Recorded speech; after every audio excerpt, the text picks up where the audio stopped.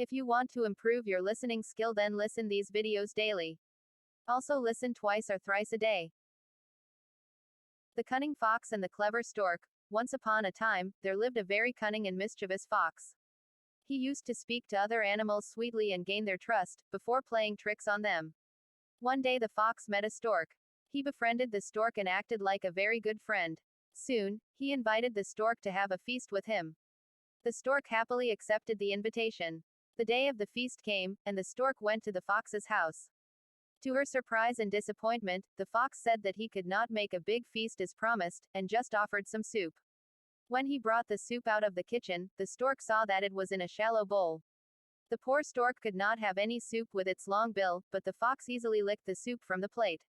As the stork just touched the soup with the tip of its bill, the fox asked her, "How is the soup? Don't you like it?" The hungry stork replied, "Oh, it is good, but my stomach is upset, and I can't take any more soup." "I'm sorry for troubling you," said the fox. The stork replied, "Oh dear, please don't say sorry. I have some health problem and cannot enjoy what you offer." She left the place after thanking the fox, and inviting him to her house for dinner. Cunning Fox and the Clever Stork's day arrived and the fox reached the stork's place. After exchanging pleasantries, the stork served soup for both of them, in a narrow jar with a long neck. She was able to have the soup very easily with her long bill, but the fox obviously could not. After finishing hers, the stork asked the fox if he was enjoying the soup. The fox remembered the feast he himself had given the stork, and felt very ashamed.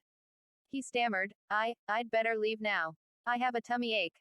Humiliated, he left the place running. Moral: one bad turn begets another. If you like my video, please like, subscribe.